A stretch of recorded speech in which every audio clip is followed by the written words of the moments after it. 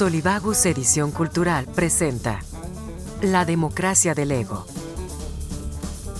La democracia del ego es un podcast de divulgación para reflexionar acerca del poder y de la condición humana ante su práctica, para explorar las implicaciones que tiene esta relación en varios campos como la cultura, la política, la economía y la ecología, y desde luego, cómo se involucra en la vida personal de los profesionales de la política y de la ciudadanía en general.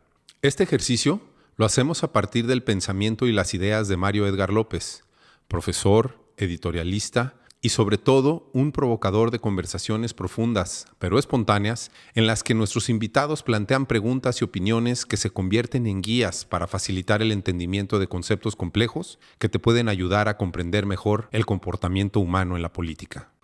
Esto es La democracia del ego, un programa de Solivagus para editar nuestro ego personal y colectivo, es decir, para editar nuestra cultura. Yo soy el Negro Bernal y me da mucho gusto estar en esta mesa este día tan especial en el que vamos a departir, a conversar, a estresar, a criticar y a editar todo este ejercicio de esta primera temporada de nuestro podcast, nuestro programa La democracia del ego, con un invitado especial, pero por supuesto, con Mario López, que es nuestro talento, nuestro talante, nuestro guía, ¿no? Gracias, amigo. De la democracia del ego, y también con nuestro querido Alonso Solís, que se convirtió y se da cuenta de ello en todos los capítulos de la democracia del ego que han podido escuchar quienes nos siguen, de un baluarte de la reflexión y de la interpelación, ¿no? Las provocaciones de Mario López. Por supuesto con Juan Pablo, el Camichín, que nos ha ayudado a producir toda esta primera temporada de La democracia del ego, y con una visita muy especial, con una compañía muy, muy cercana, muy entrañable y muy empática, que es la de Sergio Ortiz Lerux, el niño, nuestro querido niño, un extraordinario amigo, chilango, pues es su único defecto, pues, pero está aquí con nosotros para conversar acerca de la democracia del ego y para darnos su punto de vista de la forma y el fondo, y para ayudarnos precisamente en este proceso editorial, de este proceso de edición al que nos abrimos con toda transparencia y con toda humildad para tratar de ser mejores en la temporada que viene. Sergio Ortiz Lerux, digo, a todos los demás, a Mario, a Alonso y al Camichín ya los conocen, pero Sergio Ortiz Lerux, les platico, es, entre otras cosas, gran bailarín, y tiene muchas otras cualidades, pero en particular es investigador en ciencias sociales con mención en ciencia política por la Facultad Latinoamericana de Ciencias Sociales. Es miembro del Sistema Nacional de Investigadores Nivel 1, es investigador de tiempo completo de la Academia de Ciencia Política y Administración Urbana de la UACM, de la Ciudad de México, de la Universidad Autónoma de la Ciudad de México, profesor de asignatura de la Facultad de Ciencias Políticas y Sociales de la UNAM. Ha publicado varios libros, pero concretamente uno que es En defensa de la República, Lecciones de Teoría Política Republicana en México, ediciones Coyoacán en el 2014, y ha coordinado el libro colectivo junto con Julieta Marcone y Ángel Cermeño, Los vértigos de la política, una revisión desde la modernidad, México Ediciones Coyoacán en el 2012. Y bueno, pues por supuesto ha publicado más de 100 artículos y ensayos en libros colectivos, revistas especializadas, ciencia política, etcétera. Y particularmente el día de hoy me agrada mucho la presencia de Sergio, porque durante todos los capítulos de esta primera temporada de La democracia del ego decidimos invitar o tener como invitados a personas que no sean especialistas en ciencia política, para tener su reacción espontánea de los textos que Mario nos ha compartido, de las reflexiones que Mario nos ha compartido. Pero en este caso, Sergio sí lo es, pero también es un extraordinario conversador, un polemista nato, Y pues ya sin más preámbulos, le quiero dar la palabra a Sergio para que nos dé su opinión y nos dé toda su perspectiva acerca de esta primera temporada de La Democracia del Ego. Amigo, bienvenido. Primero que nada, muchas gracias, Negro Bernal, Mario, Alonso. El hecho de estar aquí con ustedes es un enorme gusto. Recordaba una anécdota hace más de 20 años, nuestro gran amigo, que lo recordamos mucho, Moisés López, alguna vez le preguntó a Carlos Monsiváis que cuando pensaba en Guadalajara, ¿en qué pensaba? Y Monsiváis hizo alusión de que Guadalajara y Jalisco eran las pretensiones criollas. Un poco el mundo occidental que representaba esa herencia de una parte del México de aquel entonces. Me parece que este podcast refleja que ese mundo tapatío ya no existe, que aquí estamos siendo testigos de un horizonte que reivindica lo local, lo estatal a partir de lo universal, porque me parece que un podcast de esta naturaleza pues, es un podcast que somete al pensamiento, a las ideas, a las reflexiones sobre la política a un nivel que va más allá de Tlaquepaque. Y dicho esto, entonces quiero felicitar al Negro, quiero felicitar a Mario por un podcast de esta naturaleza y además tener la oportunidad de dialogar con ustedes. Mi primera reacción frente a la democracia del ego es manifestar abiertamente mi simpatía. Es decir, hay una preocupación central que Mario, en alguna medida también el Negro Bernal, aunque a veces es más discreto al formularlo, está en el centro de sus preocupaciones. Es decir, la política está en crisis, la democracia de nuestros tiempos está en crisis y entonces necesitamos repensarla desde raíces clásicas, desde raíces profundas, porque si no somos capaces, en todo caso, de hacer un diagnóstico radical sobre la profundidad de esa crisis, seguramente nos quedaremos en la superficie. Y hasta donde alcanzo a entender, quizá mi mirada es corta, ya me dirá Mario, me parece que la crisis que asocia a la política y la crisis que asocia a la democracia es porque la política se ha disociado de algo que es muy importante, que es la ética, y especialmente el campo de la virtud. En el mundo antiguo, perdón que me ponga docto, espero no hacer este tipo de torpezas, la política iba de mano de la ética. Es decir, si nosotros leíamos la política, inmediatamente teníamos que leer la ética Nicomaco, porque el sentido de la política era el buen vivir. No había una disociación entre otras esferas de la vida y la esfera propiamente política. Por lo tanto, siempre que se hablaba de la buena política, se hablaba al mismo tiempo del buen hombre y hoy tendríamos que hablar de la buena mujer. Y lo que pone en el centro la reflexión y sobre todo la preocupación moral generacional de Mario es que él advierte que la política y la democracia de nuestro tiempo se ha divorciado de la ética. Y se ha divorciado de una dimensión normativa, valorativa, que asociaba la política al mundo común, al interés común, al bien público, y que eso está ayuno en los lenguajes políticos, en las ideologías, en los discursos y en los partidos. Y en vez de que Mario, digamos, se contente o simple y sencillamente deje pasar ese problema, me parece que lo pone en el centro y ofrece una clave de lectura para volver a conectar el mundo de la política y el mundo de la ética a la luz de la noción, en este caso, de la virtud. Y para ligar política y moral, política y ética o política y virtud, pues Mario se nutre de fuentes muy importantes. Nos hace alusión en su Democracia del Ego, que hay 4 grandes fuentes. Primero es el libro clásico que todo estudiante de ciencia política tendría que leer, La teoría de las formas de gobierno en la historia del pensamiento político, donde, digamos, en su capítulo inicial, que es el capítulo de Aristóteles, se distinguen formas de gobierno no solo por cuántos gobiernan, sino cómo gobiernan. Y en el cómo gobernar me parece que está el núcleo, porque se puede gobernar de acuerdo al interés común o se puede gobernar de acuerdo al interés propio, de suerte que las formas rectas o las formas buenas o las formas virtuosas están asociadas precisamente al buen gobierno, y el buen gobierno es el que pone por delante el interés común, es decir, aquello que hay común entre los particulares.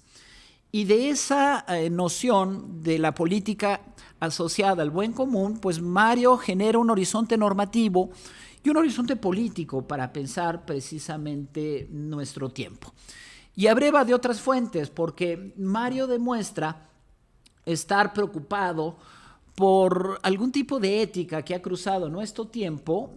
Se nutre de Lipovetsky en ese famoso libro, El crepúsculo del deber, la ética indolora de los nuevos tiempos, para un poco retratar nuestro tiempo y para retratar un mundo en el cual hemos perdido aquello que Rousseau consideraba el atributo básico de cualquier ser humano, que es precisamente el no poder permanecer indiferente frente al dolor del otro. Es decir, lo que nos hace humanos la es condolencia, la piedad. Es decir, yo no puedo permanecer indiferente frente al dolor ajeno. Y la piedad no solamente puede ser hacia los seres humanos, la piedad también puede ser hacia la naturaleza, a la cual estamos destruyendo, o la piedad también puede ser hacia los animales. No hay nada más triste que observar, por ejemplo, cómo son tratados los animales en los rastros, o cómo todavía son violentados en esta lógica antropocentrista en la cual nosotros nos encontramos vivos. Y también se nutre de textos como el de Harari, de Animales o Dioses, o ese gran clásico de la filosofía moral, Alasdair MacIntyre, Tras la virtud, para mostrar su desazón con una ética del presente que en buena medida es una ética del yo. Es decir, es una ética presentista, es una ética en donde el ser humano se asume pretenciosamente como autosuficiente. Es una ética que pretende desligarse de los otros, de cualquier compromiso político, moral con los demás. Es una ética que se afirma en el individualismo más exacerbado, sin establecer ningún tipo de lazo con la comunidad, con la sociedad, con lo que llamaríamos el otro, que podría ser la mujer, que podría ser la comunidad LGTB o que podrían ser otras comunidades. Y en esa idea de autosuficiencia pues se ha perdido en buena medida la idea clásica de ética, que era estar vinculado moralmente con el otro, que implica el principio de empatía, los principios, valores de la solidaridad y del hacerte cargo del otro, en tanto que el mismo Aristóteles sabía que éramos animales sociales por naturaleza. Es decir, que no podemos nosotros satisfacernos por nosotros mismos.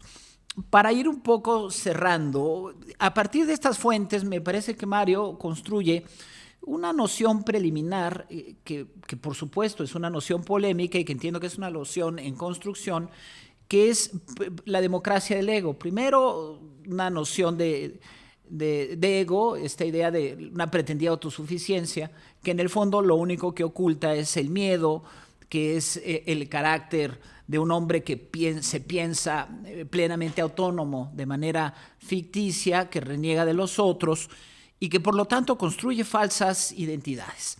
Y de esta noción del ego, que sería una noción muy argentina, por cierto, o muy porteña, no sé si conocen ustedes ese chiste de qué es el ego, le preguntan a un argentino y dice: el ego es el pequeño argentino que llevamos dentro. Y responde un porteño: ¿pero por qué pequeño? Pues, ¿no? O sea, esta idea del ser que se asume plenamente autosuficiente, que no requiere de los demás, pues es simple y sencillamente un átomo inexistente. Somos animales sociales por naturaleza, en tanto que lo que nos distingue de los animales es precisamente la palabra, y la palabra crea política, crea estética, crea moral, y no solamente la voz, que es, digamos, el lenguaje que utilizan los animales para expresarse junto a los demás. Y esto lo lleva a cuestionar nuestro tiempo, y especialmente a la democracia.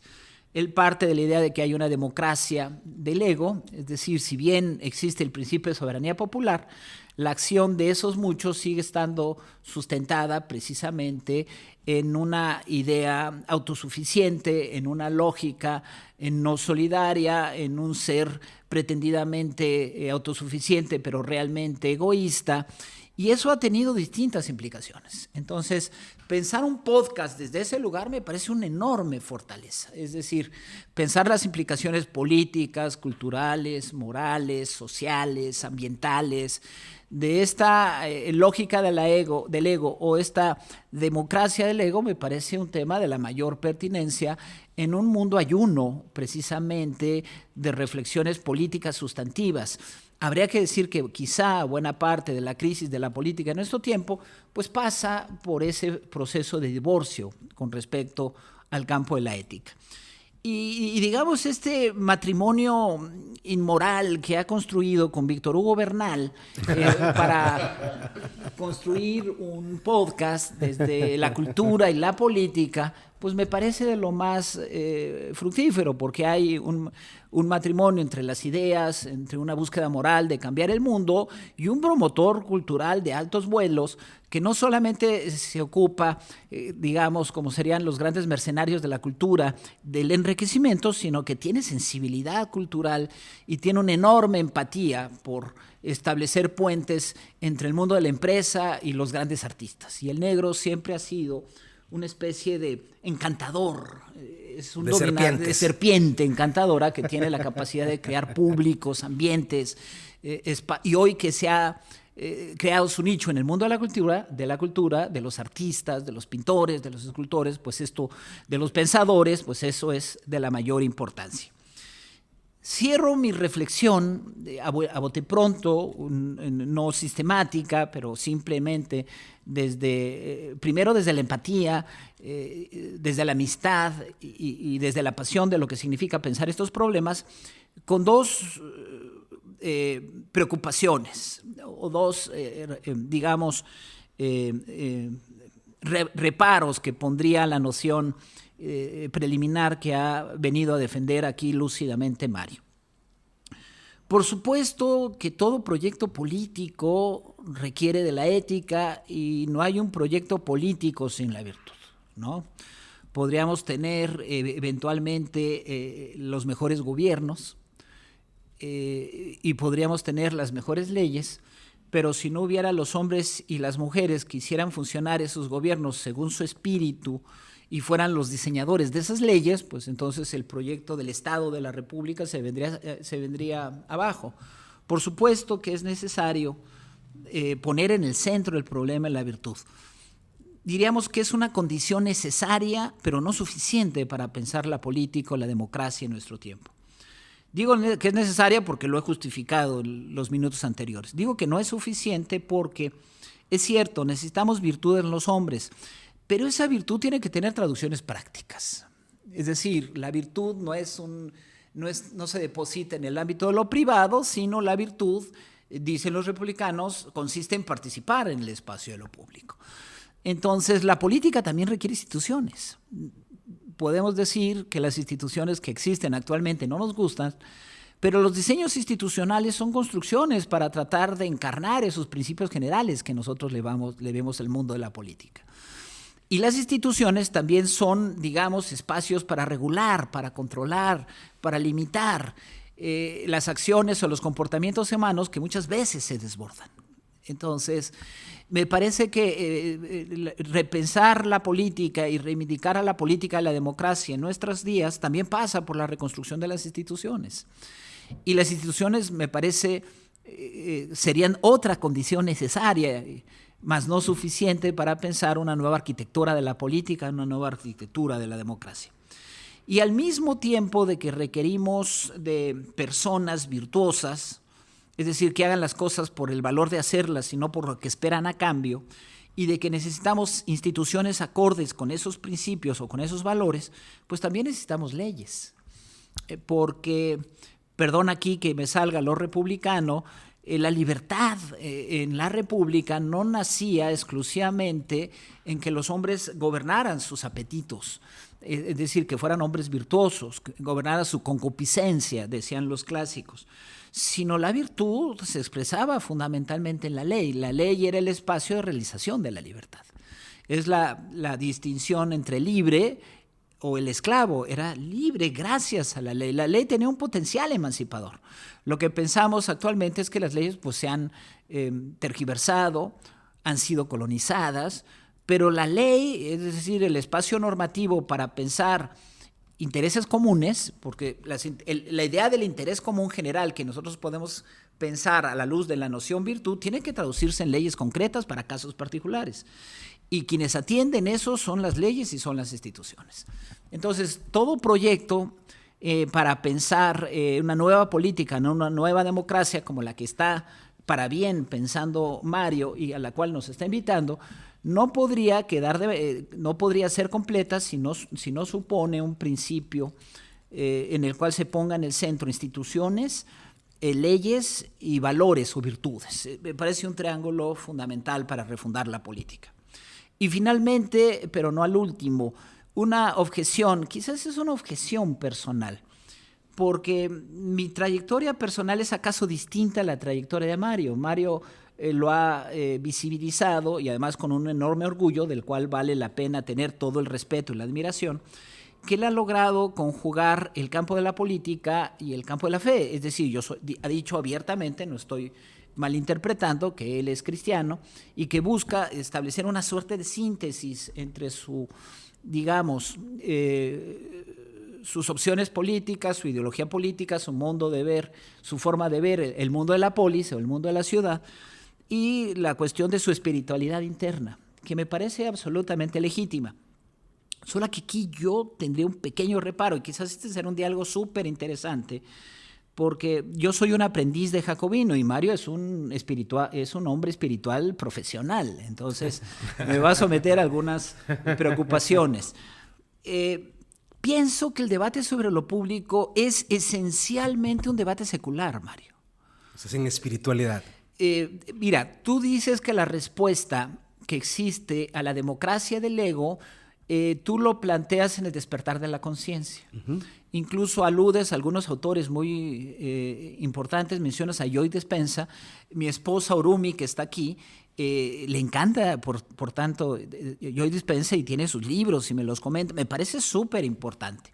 Ahora bien, yo en este conjunto de autores de la neurología, la neurociencia, la psicología, acaso el psicoanálisis, encuentro respuestas acaso personales, vitales a estos problemas. Pero yo creo que la respuesta a esto de lo que tú has fraseado bien como la democracia del ego es una respuesta social, es una respuesta colectiva, que pasa por la construcción de actores sociales, de movimientos sociales, de partidos políticos, de revistas, que en buena medida son clubes de amigos, como los llamaba Octavio Paz, de espacios de grupos que se ponen en escena en la vida pública, que construyen espacios públicos, como los llamaba Habermas, y que desde ese lugar podemos reconstituir el tejido de la política. Por supuesto que encontraría a nivel individual, Mario, salidas en el mundo de lo espiritual, y me parecería que cualquiera que encuentre una espiritualidad y que le dé sentido a su vida me parece defendible y respetable, pero no llevaría el argumento de una suerte de espiritualidad colectiva. Sería muy escéptico de establecer, porque alguien diría que es espiritual o alguien tendría razones para argumentar que no lo es, que ese mundo de la trascendencia no aparece en él o no aparece en su horizonte.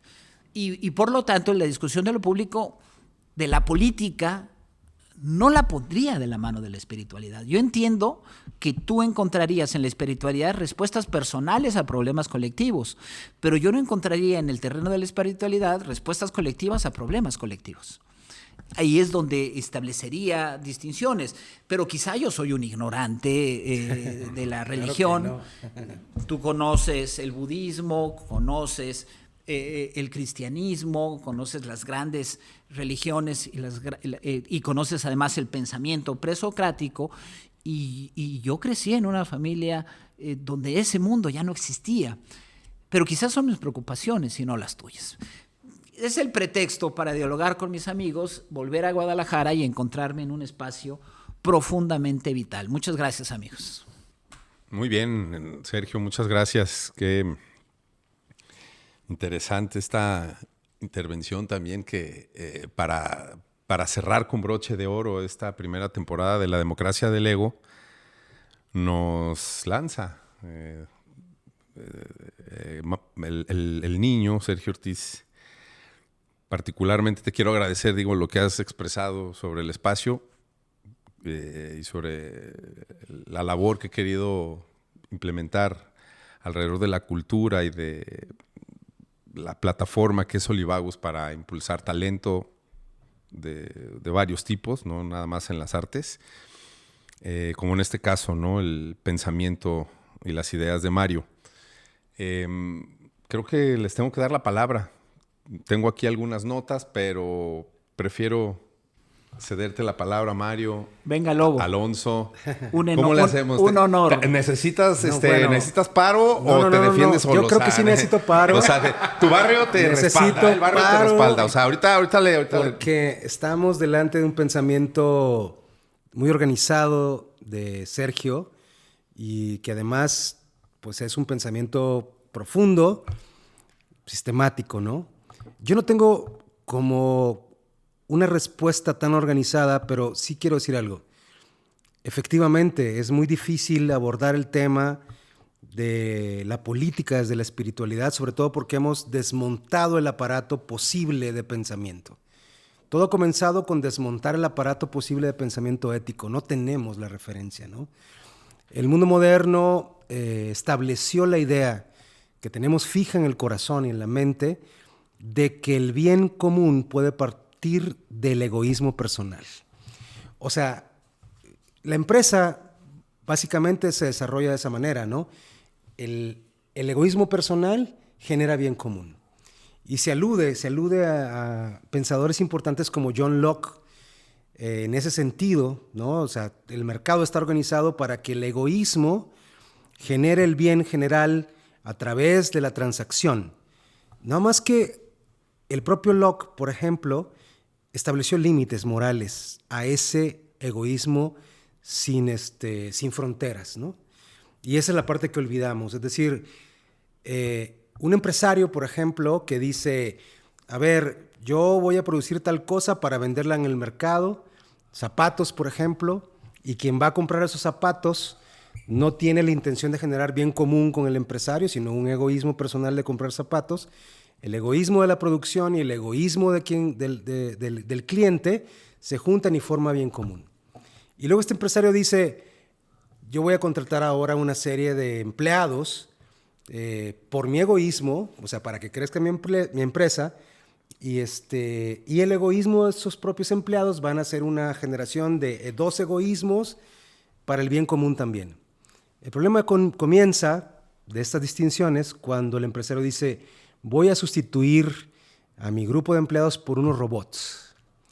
Y entonces ahí ya se destruyó toda nuestra posibilidad ética moderna de pensar qué es el bien común, porque el empresario tiene razón.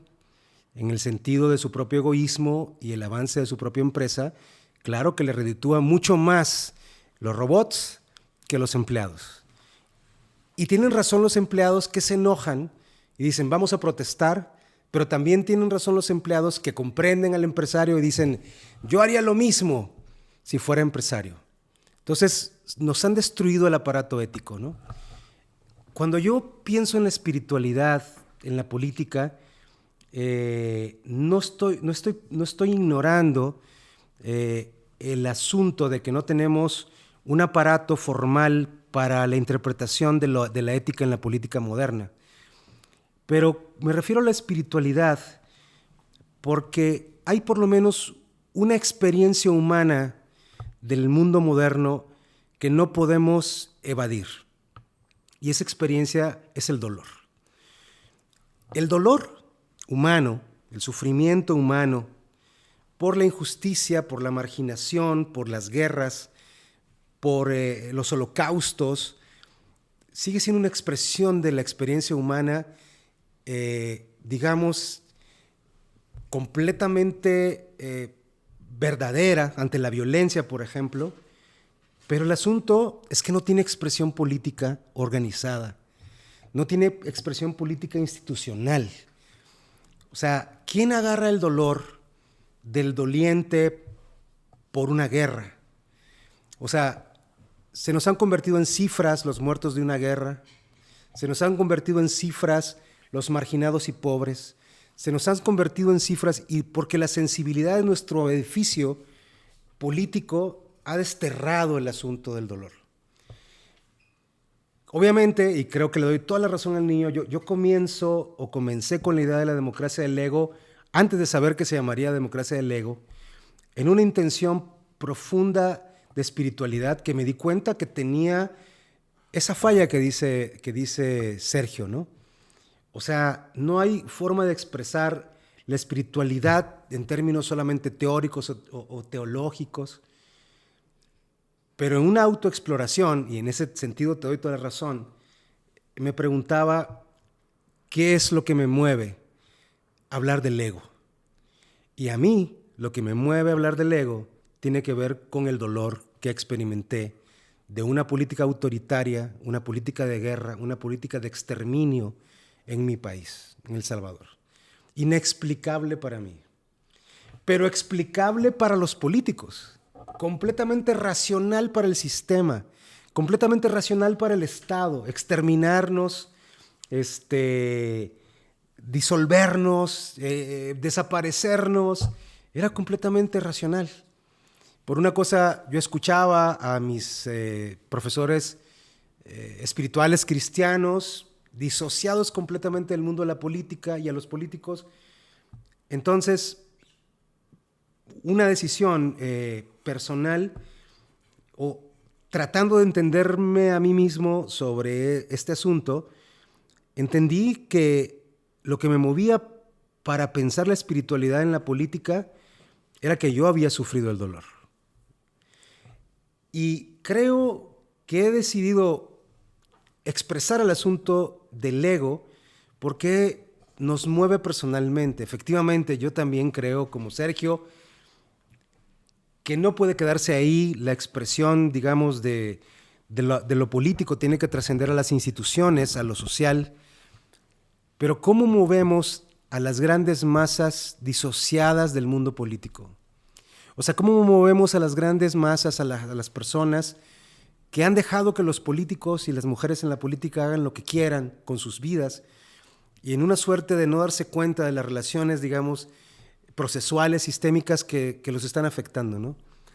Entonces decidí o pensé que si movemos el dolor de las personas, o sea, el dolor por la trampa que se les aplica, por la mentira que se les aplica, por el dominio del tiempo, por el dominio de su vida, por la forma en que se construyen las leyes a favor de las élites, por la manera en que nuestras relaciones están disueltas en nombre de una individualidad que pretende ser independiente de los demás, ¿no?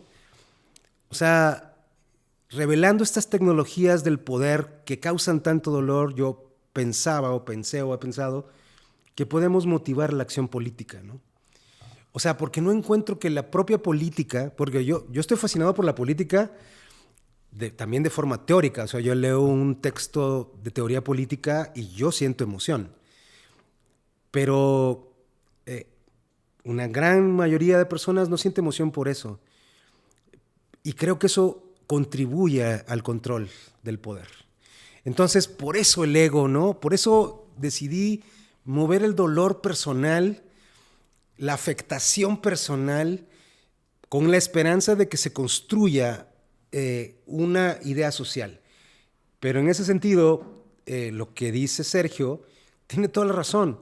Y, o sea, si esto no consigue que las personas influyan en las instituciones y las construyan con mucha energía y mucho entusiasmo de participación, digamos, nos vamos a quedar en el ámbito privado, individual, etcétera, etcétera. Y sin embargo, creo que es importante. Ya no podemos hablarle, creo, a una buena parte de la población sobre el dolor de los demás y las demás. Pero si estimulamos y movemos el personal respecto al poder, quizás podamos, ¿no? Entonces la apuesta va por ahí, pero obviamente no soporta la crítica más, ¿cómo puedo decir?, más organizada. Sin embargo, lo que quiero poner sobre la mesa es eso, es decir, el ego es muy personalísimo, pero también hay un ego colectivo, como tú bien lo has dicho, Negro, en otras ocasiones, y creo que hay que mover lo peor que tenemos, que es la expresión de la crueldad, del dolor que produce esta idea de poder, que al final es una voluntad que puede establecerse sobre la voluntad del resto y que si no tiene control es muy peligrosa, ¿no? Ya, de acuerdo. Yo agregaría, primero te agradecería que fueras tan elocuente con tu experiencia propia, porque en el texto, en la justificación de la democracia del ego, das cuenta de tu bagaje, de tu devenir, de tu experiencia, pues, de lecturas en teología y en todas estas religiones que conoces.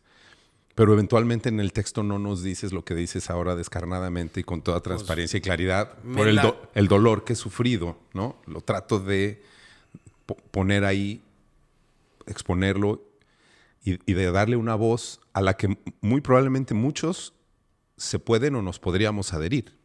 O sea, eventualmente estás tratando de justificarlo y ya veremos si se logra, ¿no? Porque eventualmente también, niño, Sergio, es un concepto que Mario ha propuesto, pero está en construcción, está en desarrollo. Y en principio yo diría, creo que sí reparaste en no ser tan descarnado y yo no advertí una espiritualidad tan tajante y una invitación a ser religiosos, sino a una reflexión que va más bien por el tema de la autoconciencia y de la condolencia y tal. Creo que en el fondo lo que está sucediendo acá y que estoy tratando de concretar hacia el final del programa, porque me falta escuchar a Alonso, es eventualmente un tejido, un diálogo de saberes, una interlocución de lo que han estado planteando ustedes ahorita, que creo que es muy interesante y que tú ya esbozabas en tu libro sobre la fraternidad. Pero antes de entrarle a eso, le quiero dar la palabra y una vez más la bienvenida a mi querido Alonso Solís. No, hombre, pues muchas gracias. Pues me siento aquí como entre dos gigantes intelectuales y siempre es un gran placer escuchar a Sergio, al niño como cariñosamente lo apodamos. Y bueno, lo admiro mucho porque tiene una gran personalidad intelectual y me parece que es profundamente consecuente con sus ideas y genuinamente, bueno, lo admiro y es un gusto estar con él y por supuesto con Mario y contigo, Negro, y por supuesto con Juan Pablo. Yo estaba pensando ahora que este podcast está muy a tono con el espíritu de nuestro tiempo, porque creo que uno de los grandes problemas de, digamos, el momento contemporáneo es la crisis de la democracia liberal. Lo decía Sergio al inicio de su intervención. La democracia está en crisis y la política está en crisis, y esa es la crisis de la democracia liberal. Y Mario, a lo largo de todos los podcasts, ha formulado diversas críticas de gran envergadura a la tradición liberal. Y Sergio, por cierto, ha escrito mucho sobre el liberalismo. Entonces, pues debemos reconstruir esa tradición, me parece. Debemos asumirla, ¿no? Y me gustó mucho también lo que dijo Sergio. Debemos ahondar en raíces antiguas para tratar de reconstruir. Hay que examinar minuciosamente por qué entró en crisis ese modelo, ¿no? Sin embargo, yo quisiera, pues, defenderlo. Sergio dice que, en efecto, en la filosofía política de Aristóteles había una profunda conexión entre lo ético y lo político. Y esa filosofía política surge de la experiencia de la polis, de la pequeña ciudad-estado antigua griega. Pero yo me preguntaría cómo podríamos rehabilitar esa profunda conexión entre ética y política sin echar por un lado los logros que ha tenido la construcción de un Estado liberal moderno. ¿A qué me refiero? Pues Aristóteles concebía, por ejemplo, que los seres humanos eran partes del Estado y que la parte es inferior al todo y el todo es superior a la parte, y el Estado podía disponer completamente de la vida de los individuos. Y no era una filosofía política, la de Aristóteles, profundamente comunitarista, voy a utilizar ese concepto entre comillas, y antiliberal. No promovía, digamos, los derechos individuales, las libertades individuales de los seres humanos. Y había una especie, vamos a llamarlo así, de ética oficial u oficialista. Y entonces creo que una de las virtudes del mundo moderno justamente es también en parte el divorcio entre la ética y la política, y entre la política y la espiritualidad y la religión. ¿A qué me refiero? Los seres humanos tenemos una capacidad impresionante para conocer el mundo, para razonar. El intelecto humano ciertamente es muy impresionante y nos da las maravillas de la tecnología, y el conocimiento científico es absolutamente impresionante.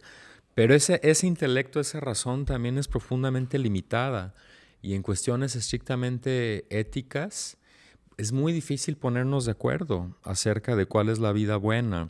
Entonces, no creo que la solución liberal a este problema sea decir hay que destruir el aparato ético de las personas, sino pues que cada individuo asuma libremente qué ética, qué formas de vida él o ella va a elegir. Y eso me parece que es un logro muy importante de la modernidad y del Estado liberal, que yo, pues quisiera defender, grosso modo, ¿no? A lo mejor estoy siendo muy general. Porque, repito, pues ¿cuál ética vamos a asumir? ¿Cuál religión es la correcta? Durante el siglo XVI, XVII, pues hubo guerras de religión terribles, ¿no? En Europa, en diversos países.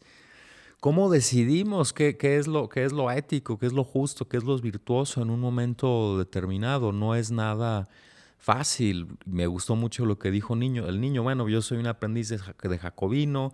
Mario evidentemente viene de un trasfondo mucho más religioso. ¿Quién está en lo correcto? O sea, hay gente... Aquí estamos frente a dos individuos muy brillantes. Los admiro mucho, profundamente a los dos, moral e intelectualmente. Pero, pues, ¿quién tiene la razón? ¿Moral? ¿Seguro? Perdón, Alonso. Bien, No. No, claro. Es decir, bueno, hay individuos que creen que erradicar las religiones de la faz de la tierra es un objetivo moral deseable, porque las religiones no hacen más que pues, traerle daño a la gente, etcétera.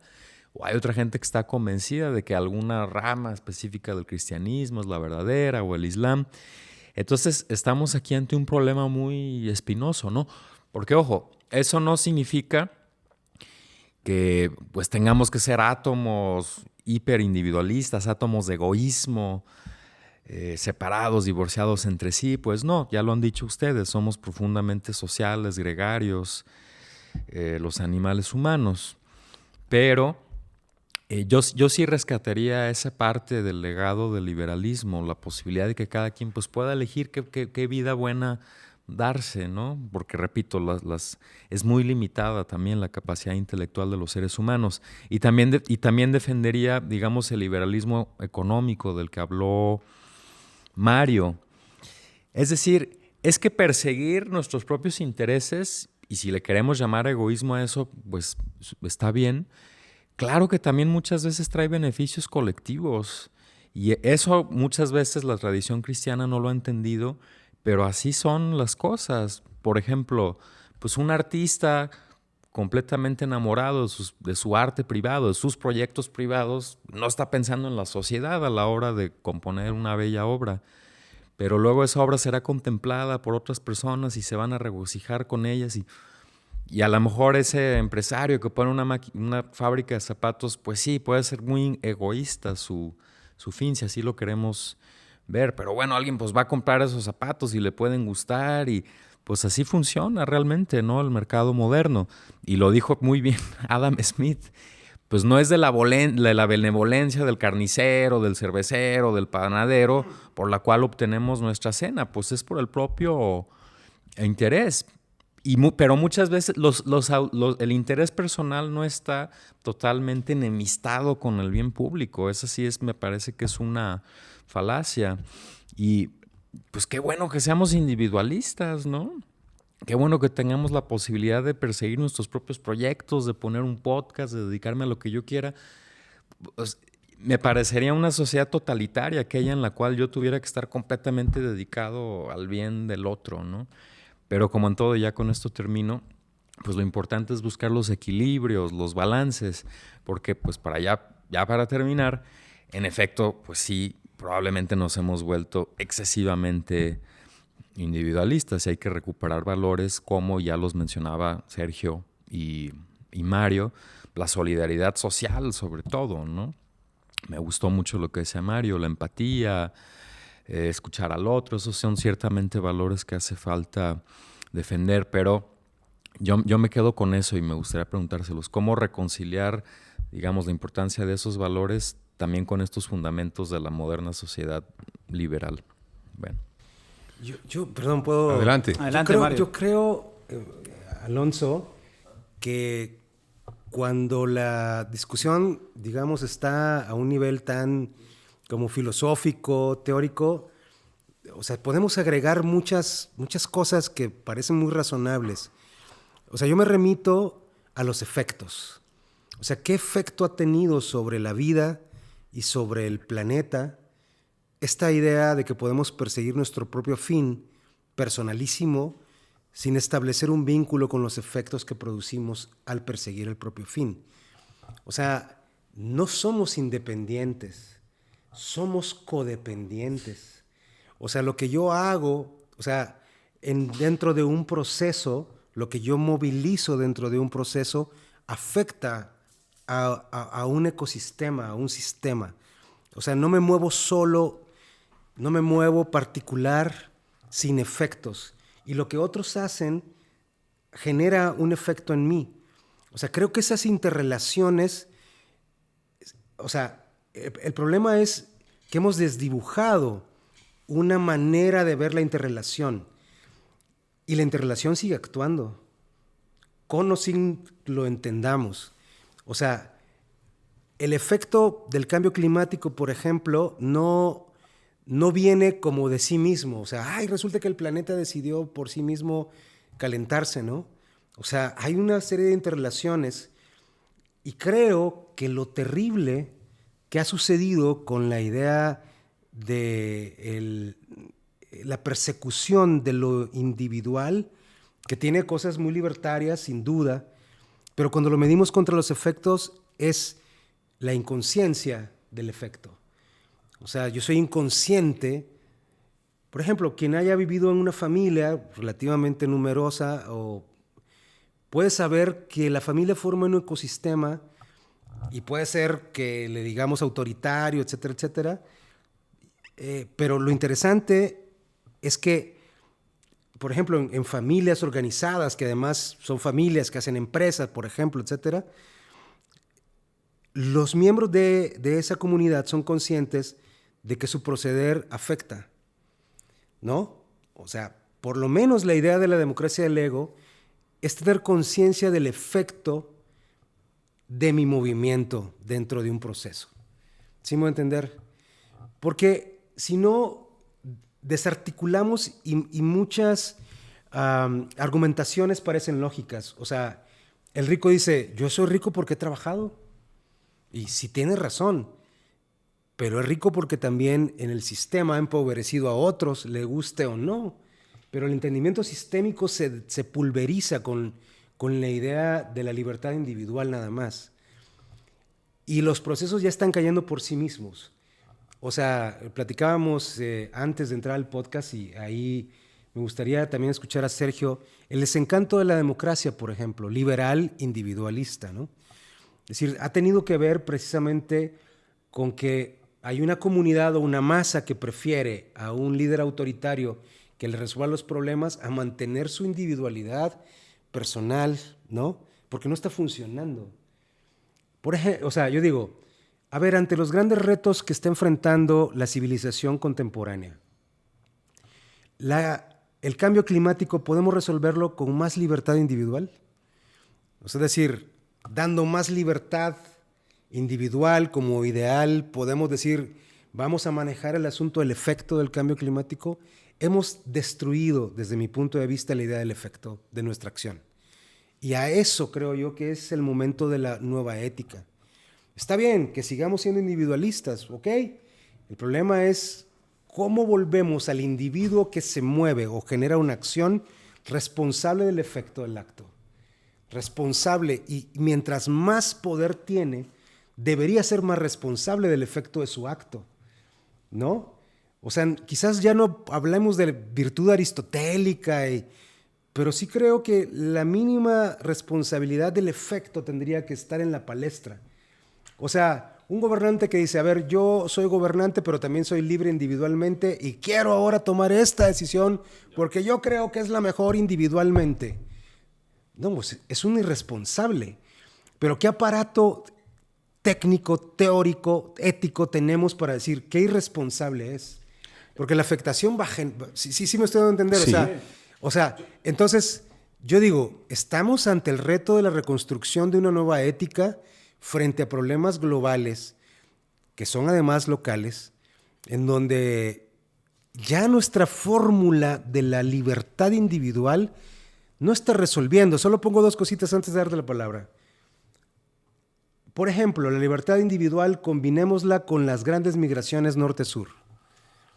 No van a detener las migraciones norte-sur la idea de la libertad. Al contrario, la promueven, ¿no? No migran a esos países porque ahí sí hay libertad. Perdón, sur-norte, sí. Sur global, norte global. Se van a países donde hay libertad. Sí, pero no la Esa detienen. gente está votando con los pies. los Huyen de países- regímenes autoritarios donde no son Y resulta que libres. los países donde hay libertad les ponen muros y fronteras. Y Pues les no, ponen- no todos. Alemania recibió como 350,000 sirios. Que en no es nada 2016, para la o- migración africana y no es nada para la migración, ¿cómo se llama? Muchos países Árabe, hacen un y esfuerzo no es nada para la sistemático por migración recibir. palestina. No, por favor.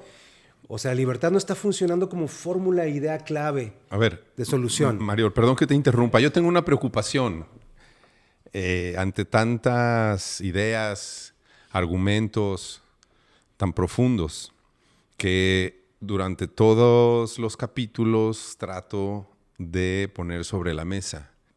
Es pensar en quien nos está escuchando y en un público un poco más amplio, en un escucha, un espectador que no tiene tanta información académica o tanta instrucción política. Me incluyo.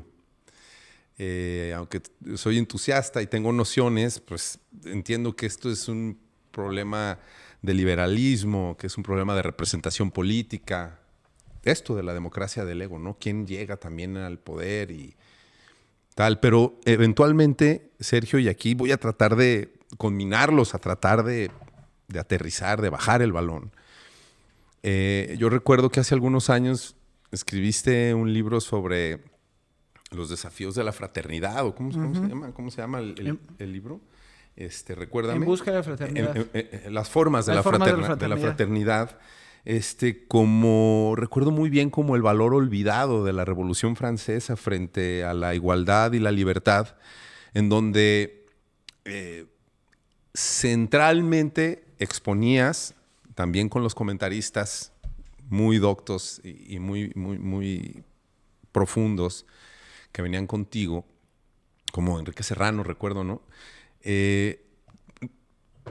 Decías, a ver, me preocupa la fraternidad porque es el valor olvidado y porque el devenir de la historia política de la humanidad se ha concentrado mucho en trabajar alrededor de instituciones y discusiones y debates alrededor de la igualdad y muchas instituciones y discusiones y debates alrededor de la libertad. Pero ¿y qué está pasando con la fraternidad?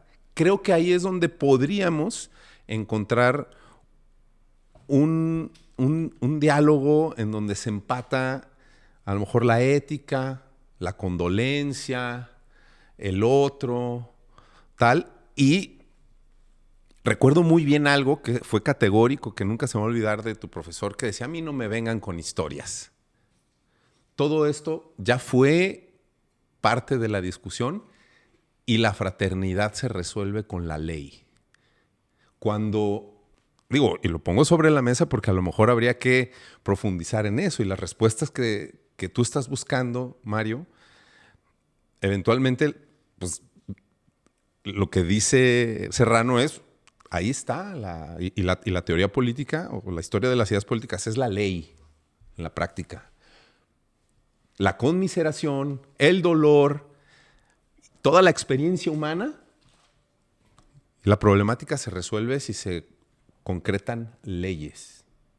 Y no me vengan con historias de fraternidad o de espiritualidad y esto. Pero, ¿no creen que por aquí hay una veta de diálogo, Sergio? Bueno, antes de entrar al tema particular sobre la fraternidad, me gustaría profundizar el diálogo con Mario y con Alonso.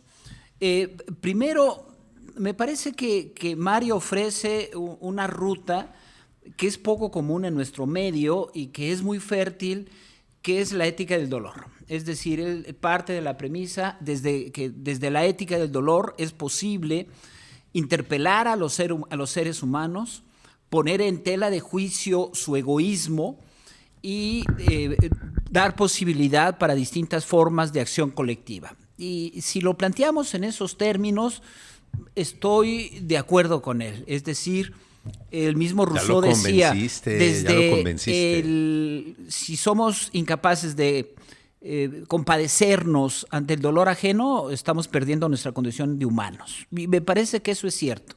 Es decir, necesitamos establecer resortes morales desde la noción de la ética y de la virtud a comportamientos egoístas que no tomen en cuenta el carácter social de cualquier comunidad humana. Si lo planteamos en esos términos es cierto, pero quizá haya otras vías para pensar el mismo problema, porque en el fondo, cuando hablas de ética, me parece que pones en el centro una ética pública. Y cuando hablas de ética pública, tu preocupación central, espero no malinterpretarte, es el problema del interés común, es decir, de la necesidad. Rousseau lo denominaba voluntad general, algunos pueden hablar interés común, o bienes públicos, o bien común. Lo podemos frasear desde distinta naturaleza.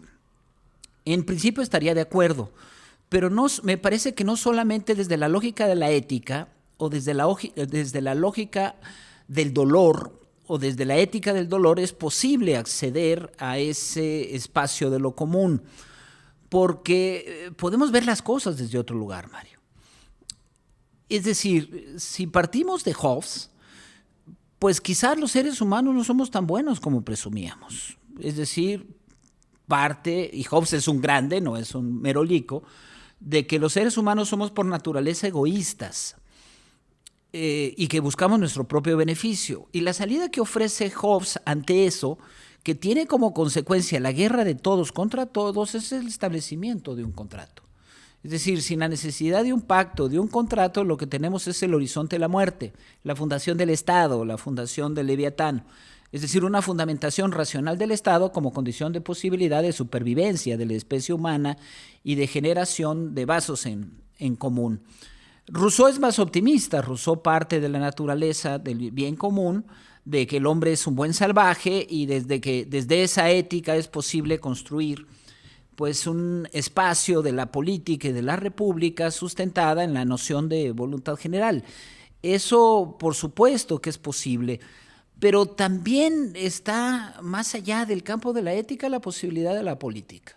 Es decir, la posibilidad de la política de establecer límites políticos, acaso morales, pero también públicos. Por ejemplo, el tema de la propiedad, y aquí se abre el diálogo precisamente con Alonso. En principio diría, ¿los seres humanos tenemos libertades? Sí, y la libertad es parte de la naturaleza y de la condición humana. Lo que potencia a los seres humanos es la libertad. Pero la noción de libertad no es absoluta, tampoco los liberales, salvo en su vertiente más extrema, liberista, defenderían la noción de libertades individuales de forma absoluta. También reconocerían, por ejemplo, un conjunto de derechos sociales como condición de posibilidad del ejercicio de la libertad. Diríamos, ¿necesitamos libertades individuales? Sí. ¿Necesitamos un tipo de egoísmo? Yo diría, en principio sí, pero tenemos que establecerle límites. Ahí estoy de acuerdo con Mario. Los dice, valores colisionan. Por supuesto. Si hay mucha libertad, vas a perjudicar la igualdad. Por supuesto. Y además, eso lo decía Isaiah Berlin. El argumento es, va a haber un momento en el cual el ejercicio restricto de las libertades pues produce efectos y consecuencias sociales. No deseadas, pues, no deseadas. Por supuesto. Y sobre esa base, me parece que la discusión del interés común, o sea, la necesidad de la construcción de bienes en común, frente a problemas acuciantes que pone Mario. Es decir, Mario pone en el tapete, necesitamos algún tipo de ética frente al problema del cambio climático, podemos abordarlo desde ahí. Yo diría, ¿necesitamos un tipo de política universal frente al cambio climático? Yo diría que sí. ¿Necesitamos algún tipo de acuerdo mínimo con respecto a un problema como las migraciones, que es un problema del planeta? Es decir, no solamente es un problema de los de abajo, sino los de arriba, porque ya son migraciones. Es decir, tenemos que empezar a concebir problemas ya no de orden local, nacional o regional. Hoy me parece que estamos en un momento de la humanidad donde necesitamos plantearnos problemas generales. Y esos problemas generales que están en el fondo de la supervivencia de nuestro planeta y de nuestra propia especie, pues me parece que también ponen en muchos sentidos en tela de juicio nuestras propias teorías y nuestras propias concepciones y nuestras propias convicciones. Y sobre esa base, ¿necesitamos algún tipo de interés común en el orden del planeta? Yo creo que sí. Es una casa común. O sea, es una casa común de todos y necesitamos cuidarla. ¿Cómo hacemos eso? Podemos discutir distintas estrategias, pero eso supone, en muchos sentidos, ponerle límites a la acción de los agentes individuales, sean estos los privados, los estados, las grandes corporaciones internacionales, la lógica del mercado irrestricta. Entonces, las libertades existen, sí, pero tienen como límite intereses generales. Ahora bien, el interés general se construye desde una noción moral. Me parece que esa es la salida que ofrece Mario, es decir, desde la lógica bueno, la moral. Ética, no moral. Bueno, quizás tú eres más sofisticado en la discusión. ¿Necesitamos una ética para esos problemas? Diría Mario, sí. Es decir, la vía de ofrecer una clave de solución o clave de respuesta a esos problemas globales pasa por la ética.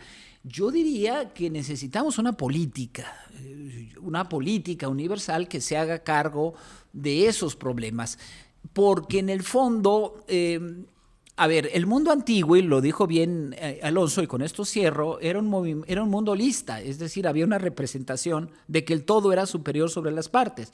El mundo moderno es un mundo individualista. Cuando tú dices, es que hoy cada quien tiene un sentido de la vida buena distinta, de que somos individuos y podemos perseguir fines diferentes, es cierto eso. Pero ¿cuál sería el límite de la búsqueda? Yo creo que eso fue un progreso en general. Es un progreso, de acuerdo. Es un progreso, sí, y solo si la realización de esos proyectos de vida individuales no entren en colisión con un interés común que sería la casa común.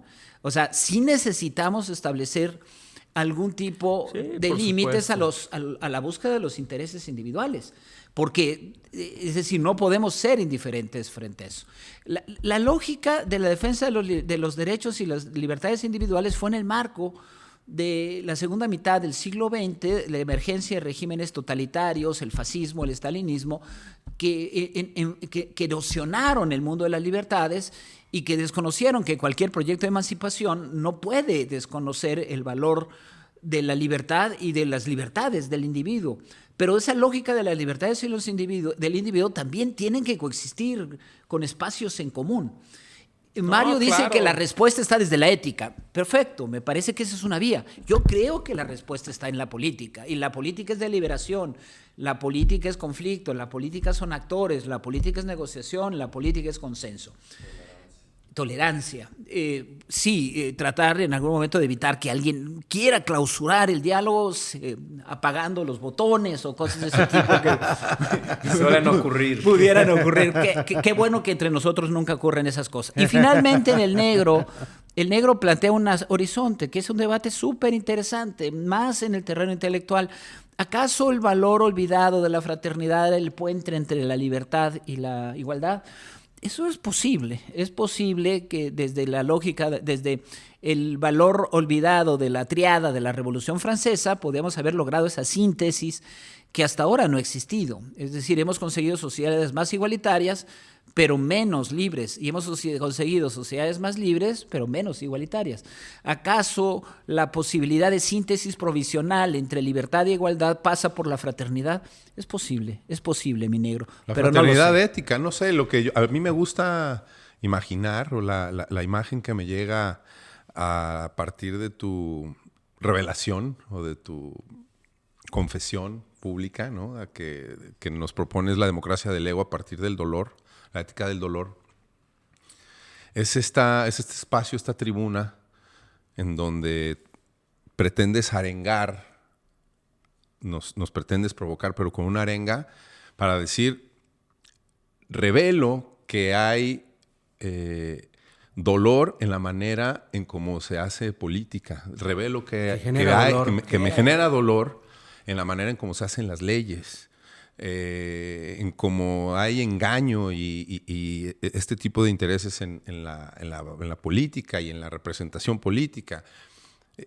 Mi ética, la ética que propones frente a la democracia del ego es, a quien nos escucha es, obsérvenlo, entiéndanlo, y a quienes son actores fundamentales o principales de la política eventualmente les puede conminar a decir, bueno, traten de tener una vida profesional política en estos términos, tratando de no provocar ese dolor pero no sé cómo explicarlo. Sí. Es decir, me gusta pensar que la democracia del ego puede servirle a alguien como un dispositivo y una tecnología de entendimiento a partir de la ética, del dolor, de la política en general, ¿no?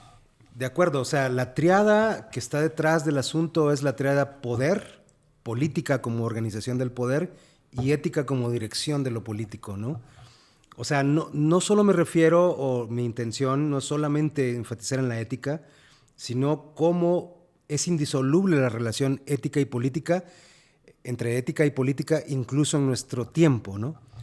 Entonces, digamos que los pisos mínimos, el dolor es uno de los pisos mínimos, pero la idea es aludir al dolor que siente el doliente, no al dolor que produces en otro en este momento, porque eso se nos ha pulverizado. O sea, actuamos individualmente, producimos dolor en otras personas y la verdad es que no nos podemos culpar porque el aparato de conciencia acerca del dolor producido en otro es muy... O sea, se tiene que trabajar uno mucho para entender lo que produjiste, pero la experiencia personal del dolor, incluso del poderoso, incluso de los poderosos, eso es lo que yo digo como a lo que aludo respecto a la base ética. O sea, el poderoso que no tiene éxito, ¿no? Como hemos dicho en algunos de los podcasts. O sea, el que se queda después del poder con la sensación de vacío, menosprecio, desprecio, el que se vuelve un monstruo público, el que se vuelve una lacra pública por su mala gestión y que va a pasar a la historia como esa lacra. Bueno, tiene que dolerle al poderoso algo de eso, ¿no? Y si eso le duele, puede quizás expresar la idea de solidaridad con otros dolientes, ¿no? O sea, aludo, y mi intención es aludir pues al dolor no del prójimo, sino al dolor de las personas que nos escuchan, poderosos o no poderosos, porque eso sí lo podemos comprender porque está extendido y profundamente extendido en nuestra época, ¿no? El dolor que produce la libertad de otros, el dolor que produce las decisiones de otros, y ese es un segundo piso al que yo desearía aspirar con la democracia del ego. De acuerdo, El efecto de mi acción sobre la vida. De acuerdo. De los demás. Ahora, déjame nomás poner un pequeño matiz, Mario. Digamos, el argumento es interpelar al ser humano cuya acción provoca dolor y que él no puede ser indiferente ante él mismo, incluso al poderoso. Pero al revés, o sea, a mí me gustaría estimular que comprendan desde el propio dolor, desde el dolor personal, no del dolor que yo provoco a otros, porque eso es lo que se ha desbaratado, sino del que me han provocado a mí, Entonces, a lo mejor eso nos iguala en un piso común de un drama y una tragedia del mundo moderno, ¿no? De acuerdo, pero el psicópata ya no percibe el dolor, Mario. Pero no somos psicópatas aún. O sea, nuestra sociedad todavía no es psicópata. Yo creo que hay varios psicópatas Sí, horcalando en el mundo. Estoy de acuerdo. Pero hay más dolientes De acuerdo. personales que psicópatas que pueden aprovechar el asunto para poder explorarse y explorar el efecto. O sea, Sí. es decir, hay una regla básica que está detrás y claro, pertenece a mi tradición cristiana, pero es no hagas a los demás lo que no quieres que te De acuerdo, hagan. Mario. Hay una regla de oro. Solo decir esto, o sea, decir, la segunda aspiración de la idea de la democracia del ego tendría que ver con entender el efecto que generamos en un sistema personal a través del efecto que otros nos generaron de ese sistema. De acuerdo. O sea, Ahora, el egoísmo, claro, podría tener un lado positivo, pero no puede irse solito e ignorar el efecto que está produciendo, que me produjo en algún momento el egoísmo de otra persona. O sea, no somos, o sea, estamos en una codependencia no, digamos, no sé cómo decirlo, pero nuestra codependencia no es una graciosa concesión de entender la codependencia. Nuestra codependencia es tan alta que nos está destruyendo. O sea, basta. Voy a poner un pequeño ejercicio tonto si quieres. Recuerden, por favor, los escuchas, aquella palabra que una persona les dijo para destruirlos y los marcó toda la vida. Aquel momento en que le dijeron, tú eres un tonto, tú no vales nada. Si yo fuera absolutamente individual y personal y independiente, esa palabra no tendría por qué afectarme en nada. Pero resulta que sí me afecta poderosa y personalmente. Y si alguien me dice una palabra que me construye, que me reforma, que me anima, resulta que me construye también. Y sobre todo si son gente a las que amo y me dicen, ¿sabes qué? Tú eres valioso. O sea, estoy diciendo una tontería si quieren, pero estoy manifestando que nuestra interrelación con los demás nos ha moldeado y que tenemos que ser conscientes de que moldeamos en la interrelación con los demás. Eso, para mí, es los pisos mínimos de una posible ética que se establezca en relación a la tríada política y poder. Ética, política y poder. Los griegos se fueron por el lado de la virtud, sí, pero ¿cómo la reconstruimos nosotros? A eso me refiero. O sea, esa es la intención. O sea, reconocer en la práctica nuestra interrelación con los demás y con el planeta. Y que no es una cosa que es puramente filosófica o teórica, es una actuación concreta y diaria. Cuando hemos tenido la experiencia de ser padres, es claro, yo construyo o destruyo a un ser humano en mi actitud como padre. Entonces implica una gran responsabilidad de mi acción donde yo no me puedo ir en una idea individual sin contención.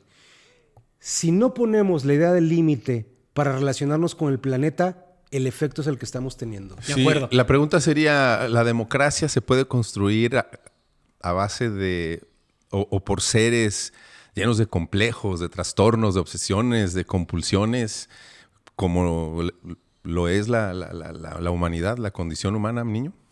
Yo creo que en el fondo está esa preocupación, negro. A ver, la salida que tú encuentras y que me parece una salida, una buena salida, Mario, es desde la ética interpelar al sujeto moral.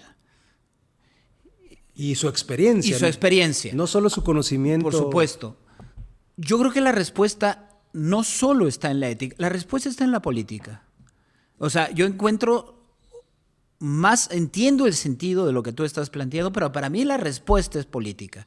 Es decir, ¿cómo ponerle límites al egoísmo desenfrenado que no se hace cargo de sus consecuencias?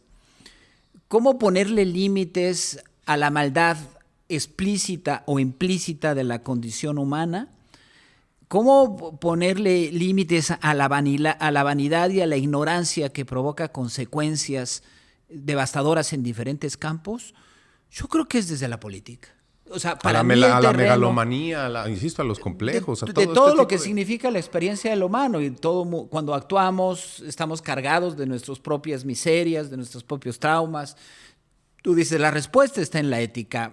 Entiendo el sentido de la respuesta. Yo la encuentro en el mundo de la política. Y yo lo encuentro en los dos, o sea, en la relación ética y política, ¿no? De acuerdo, pero el campo de la política es también el campo del poder, Mario. Completamente. Y cuando hablas del poder, a veces hay una lógica sistémica del poder que necesita ser controlado y me parece que la política, la herramienta. Que la herramienta es la política. Sí, pero y el con la movimiento- política hemos gobernado muchas cosas. Sí, pero ¿quién mueve la herramienta? O sea, yo entiendo la política como un martillo, digamos así, que puedo utilizar para construir el mueble más hermoso o para partirle la cabeza a mi hermano Abel. No, la política no es una cosa. La política es una acción. La política es una relación social. No digo que sea un martillo porque la política no es cosa, no es instrumento, no es medio. La política es una relación social, lo voy a decir arentianamente. La política es el espacio entre los hombres y las mujeres para la búsqueda de bienes en común. La solución que tú buscas, que es Está la implícita ética, en tu definición.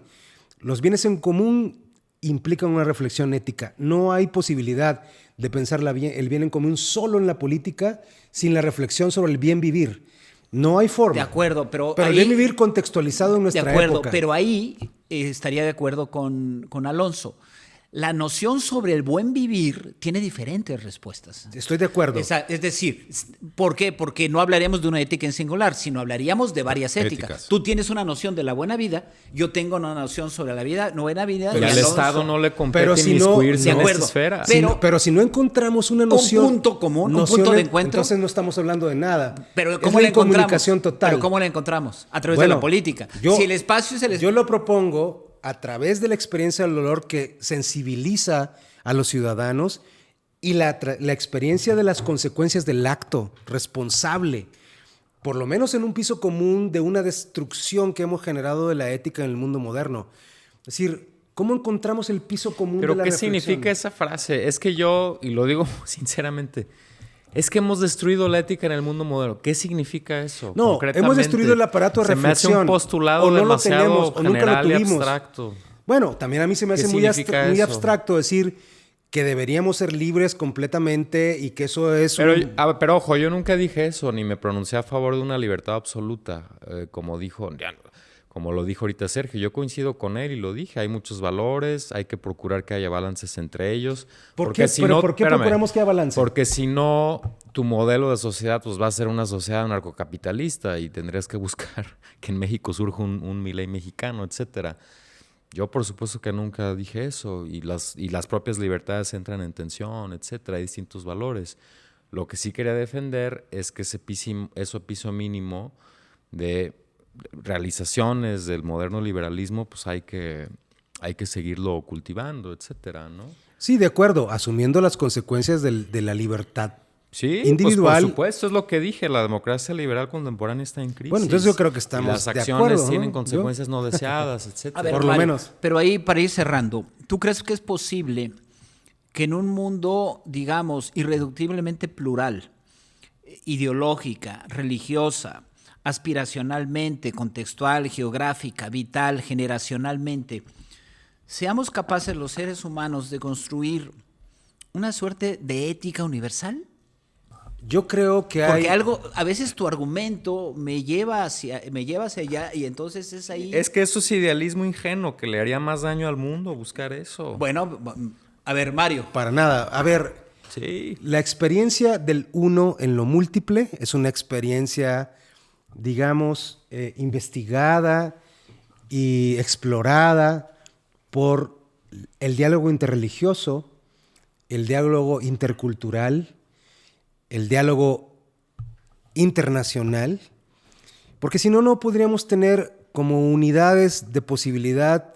O sea, sí podemos tener diversidad y pluralidad, pero creo que hay irreductibles que tienen que ver con los límites. No podemos, digamos, tener una expresión política para destruir la vida. Desde mi punto de vista, estamos cayendo en la humanidad. Estaríamos cayendo en la humanidad, decir, ¿Estarías en contra de la eutanasia? no. No. O sea, creo que esa discusión es como un poco más compleja, ¿no? Pero ¿cuál es la política que quiere destruir la vida? Pues ¿O el fascismo? Mira, o sea... a ver, bien sencillo. A ver, tú explícame. ¿Por qué tenemos 70,000 bombas nucleares en este momento en el planeta? ¿Por qué? ¿Por qué hay 70,000? Si con 10,000 bombas nucleares podemos destruir el planeta entero. O sea, ¿qué alocada carrera nuclear nos ha llevado a tener 70,000? Explícamelo política y éticamente. Y dime si la libertad no ha tenido que ver con eso. Y la lógica precisamente del interés nacional y personal. O sea, perdón, no puedo aceptar la idea de que no entendamos en el fondo qué significa defender la vida. En el diálogo sobre la eutanasia, por ejemplo, hay consideraciones éticas de la misericordia con el que sufre. Por eso es interesante, por eso es vital. Pero tener 70,000 bombas nucleares o generar el cambio climático acelerado que estamos haciendo, me parece a mí que es la destrucción de lo político y lo ético. O sea, no creo que haya una discusión racional acerca del asunto, justificatoria, porque estamos entrando a la necropolítica. O sea, ya es la política de la muerte. Y para mí es una gran contradicción de toda la experiencia del pensamiento humano político. No se pensó para la muerte la política. Desde mi punto de vista. Al final de cuentas, lo que Mario propone es que lo que está en crisis es la humanidad, ¿no? O sea, es la condición humana, y ni la política, ni la economía, ni la democracia, ni ninguna forma nos ha dado, no es la respuesta, ¿no? A ver, yo en principio estaría de acuerdo con Mario en términos de la gravedad del momento actual que estamos pensando. Es decir, no podemos ser indiferentes frente a algunas señales del mundo que vivimos que no son de ninguna manera señales venturosas, sino son señales muy peligrosas. Y me parece que cualquier pensamiento y cualquier doctrina tiene que hacerse cargo de la gravedad del momento que estamos viviendo, y creo que hay evidencia científica, datos que lo revelan. Ahora bien, dicho lo anterior, me parece que donde empezarían los matices o las diferencias es cuál es la vía para aproximarnos y eventualmente ofrecer respuestas a esa situación de suyo peligrosa. Mario considera que es desde la ética, o es el camino que es privilegiado para ofrecer un diagnóstico y un pronóstico sobre ese problema. Yo creo que es el problema de la política, porque no vivimos en un mundo de ángeles, vivimos en un mundo de demonios.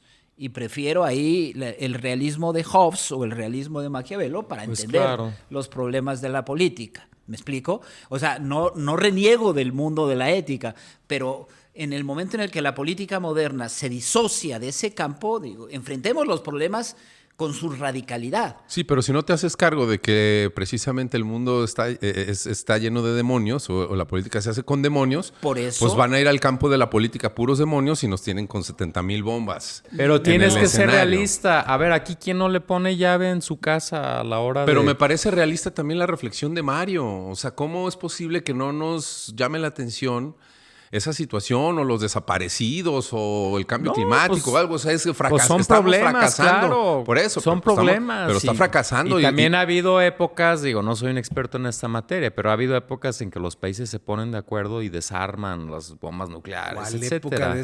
Sí, ha habido. O sea, es que, Mario, es que también tenemos que partir del comportamiento real de los estados y de los individuos.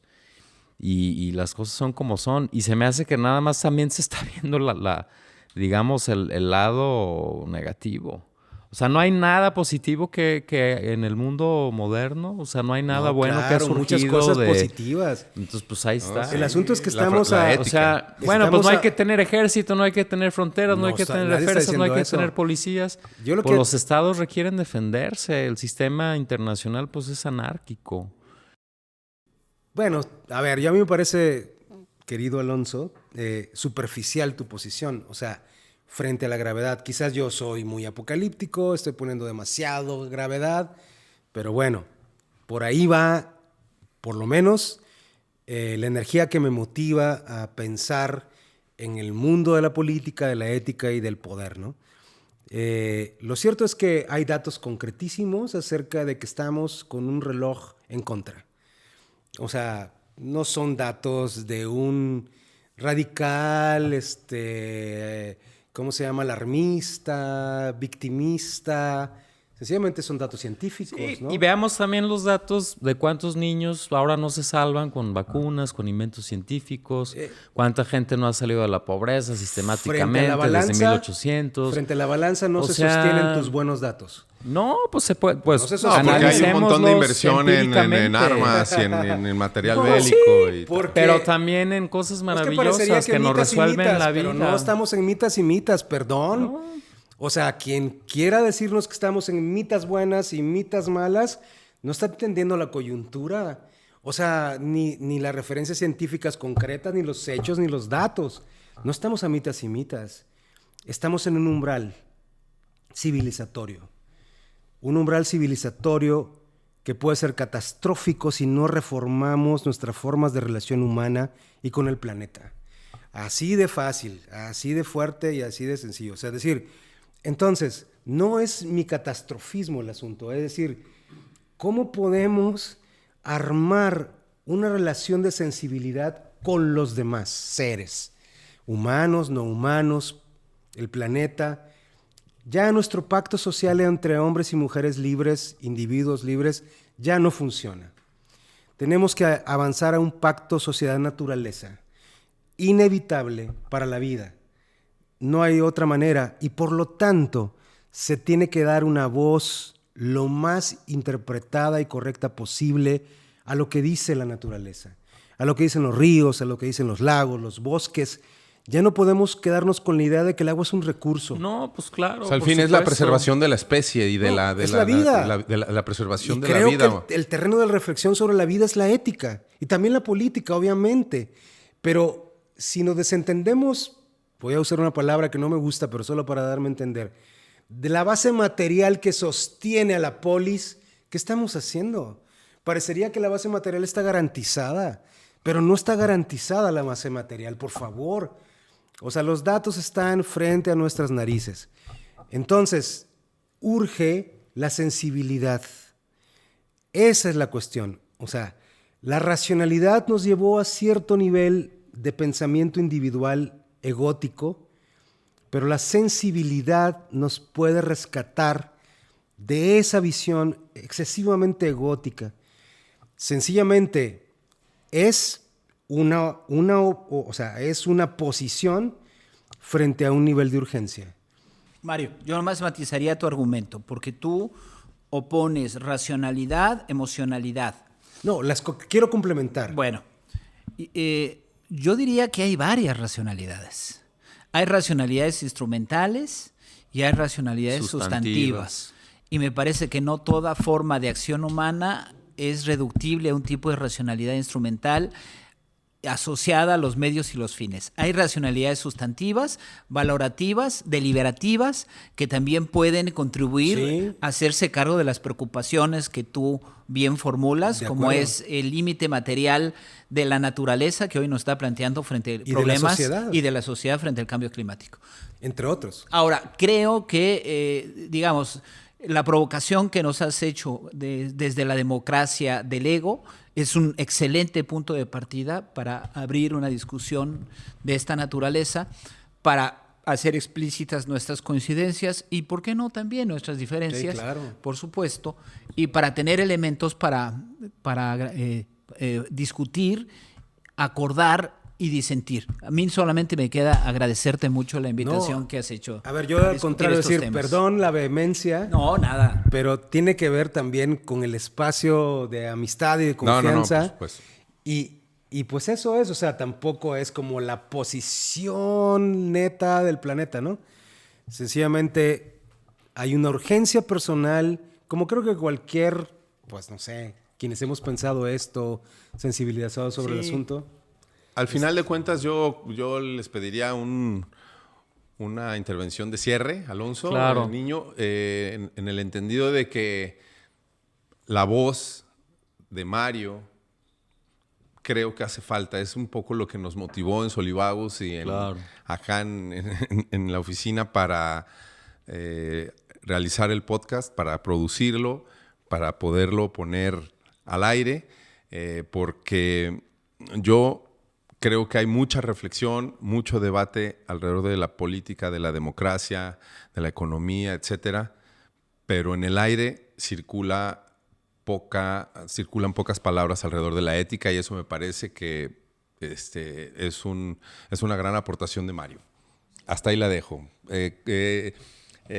Cierre, por favor, Alonso. Bien, cierre. Cierre de temporada. De temporada. Bueno, brevemente, pues yo coincido con mucho de lo que dice Mario. La crisis, la devastación de la naturaleza es uno de los grandes problemas, no solo de un país o estado en particular, sino probablemente de la especie humana, y hay que confrontarlo desde luego. Somos gregarios, somos sociales, las acciones, las palabras que ejercemos en la esfera pública tienen una consecuencia sobre los demás, de acuerdo.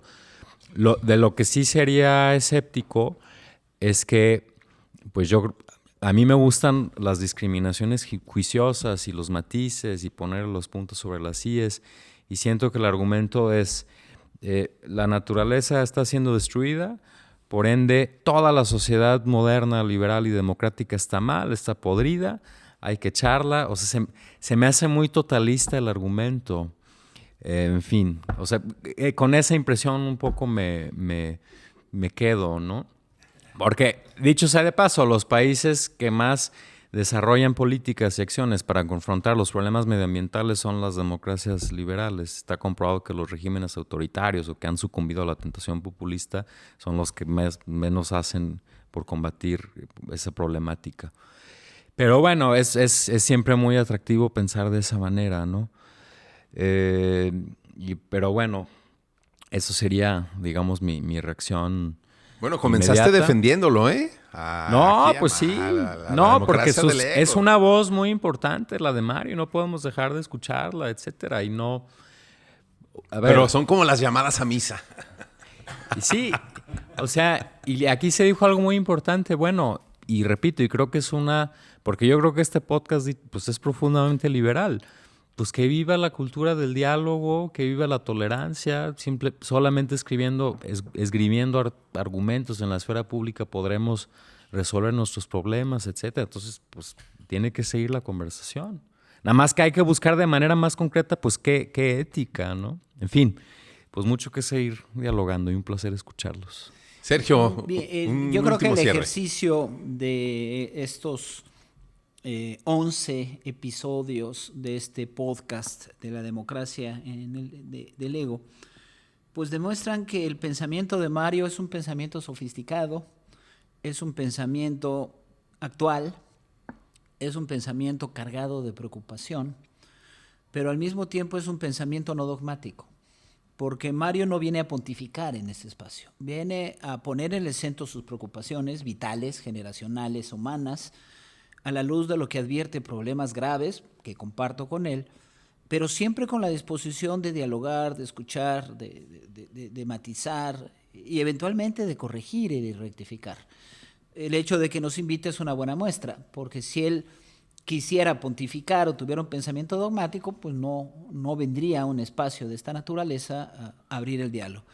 Y me parece que esta es la mejor expresión, y con esto cierro, de que Mario, Alonso, el Negro Bernal, pues siguen manteniendo vivo una noción de amistad cívica que tanto falta a aquello que alguna vez se denominó la eterna mancha. Muchas gracias, Negro. Mario. Yo encuentro un montón de puertas en el podcast.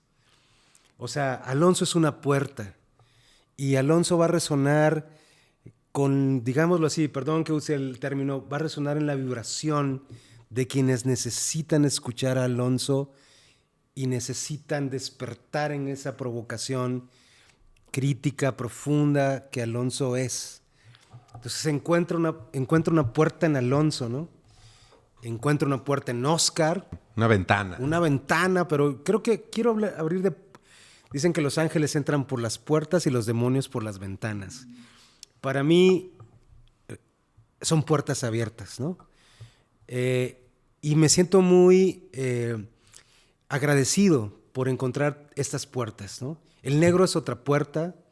En el trayecto de esta primera temporada de La Democracia del Ego he recibido opiniones sobre Alonso magníficas. Oye, qué bien habla Alonso. Sobre el negro. Oye, qué bárbaro. No sabíamos que el negro puede ser tan buen conductor. Y bueno, Sergio es una puerta importante en México. No lo digo tratando de adularlo, pero creo que es un pensamiento que también se conjuga con la idea de la democracia del ego, porque también propone la idea de la república que a mí me convenció hace algunos años. Lo invité a dar una conferencia con un grupo de amigos, también intelectuales, y lo escuché. Y es una conferencia sobre la república que repito y repito con mis estudiantes. Me convenciste de ser republicano. O sea, tenía mucho desorden hasta escucharte sobre la república, y creo en la república y creo en la democracia, y creo que una de las soluciones de la democracia a la democracia del ego es el pensamiento republicano, ¿no? Y Sergio es una puerta de lujo. Es una puerta de lujo para la democracia del ego y este podcast. Entonces, mi vehemencia queda reducida a la idea de también, ojalá, ser una puerta igual, ¿no? Y eso creo que es lo más maravilloso. O sea, al final, tanto la edición cultural de Solivagus, estas revisiones, a veces interminables, que ha propuesto el negro, pues es la reducción del ego, ¿no? Porque creo y comparto en esta beta clásica, todavía que necesita desarrollarse por los filósofos griegos, que a diferencia de la idea de que el conocimiento surge del conocedor que va a los que no conocen nada, los griegos descubrieron el diálogo como fuente de conocimiento, ¿no? Y eso es una vitalidad para el bien común, y que es la experiencia y la esperanza de la democracia del ego. Yo me siento muy feliz y muy honestamente agradecido de este cierre de capítulo. Querido Alonso, te quiero. De temporada. De temporada. Capítulo y de temporada. De temporada. Negro, te quiero. Sergio, te quiero. Camichín. Y no me importa decir te quiero en el ámbito político. Gracias, amigos. Muchas gracias, Mario. Es recíproco. Lo comparto también para todos ustedes. Además de que los admiro profundamente y sé que además de estar tan profundamente sólidos en argumentos, en lecturas, en conocimientos alrededor de la política, en su comportamiento y en su actuar cotidiano, en lo que hacen, prácticamente es un acto de resistencia ética ante la vida y ante lo público, lo que ustedes, particularmente Mario, Alonso y Sergio, hacen día a día, y son un ejemplo para mí. Muchas gracias, Camichín, por esta primera temporada. Esperamos que vengas renovado en la segunda, y a todos nuestros escuchas les recordamos que nos diera algunas palabras también. Sí, por supuesto. Nomás quiero antes de cerrar recordarle a nuestros escuchas visitar las redes sociales, mandar sus mensajes, inquietudes, comentarios, críticas, porque aquí en La Democracia del Ego estamos abiertos. Camichín, unas palabras. Yo me voy a ir con una frase que me pareció demoledora, clarificadora. Me encantó. Dijo Sergio: la ley tiene potencial emancipador. Cuando todos lo veríamos como algo que restringe, que te ata, que no te permite el movimiento, no. Todo lo contrario, la ley tiene un potencial emancipador. O sea, hay que seguir apoyando la ley. En todos los ámbitos, porque nos quitan la ley y nos van a quitar las libertades. Eso es todo. De acuerdísimo. Queda claro que el Camichín también es doctor. Politicazo. Es filoso, sí. Y que, bueno, es una construcción, este programa, este podcast es una construcción colectiva, y esperemos que se profundice en los siguientes capítulos y en las siguientes temporadas. Larga vida a La Democracia del Ego. Y les recuerdo a todos que este es un podcast producido por Solivagus, una empresa de edición cultural, y pues que no somos un programa de psicología, no somos un podcast de autoayuda. No es un curso de ciencia política ni de teoría política, niño, aunque te hayas empeñado en ello el día de hoy. No es una sesión de catecismo. Somos la democracia del ego. Muchas gracias. Negro, ¿podría decir una última dedicatoria? Por favor. Me gustaría dedicar este último podcast al pequeño Adriano. Es todo. Tu hijo. Su hijo. Bienvenido, Claudia, aquí bienvenido, está Claudia también. Gracias. Nicolás, Adriano, Nos quien alegramos. quiera que seas. Les mandamos Bienvenido, un abrazo con bye. mucho cariño. Solivagos, Edición Cultural presentó La democracia del ego, con Mario Edgar Lobo.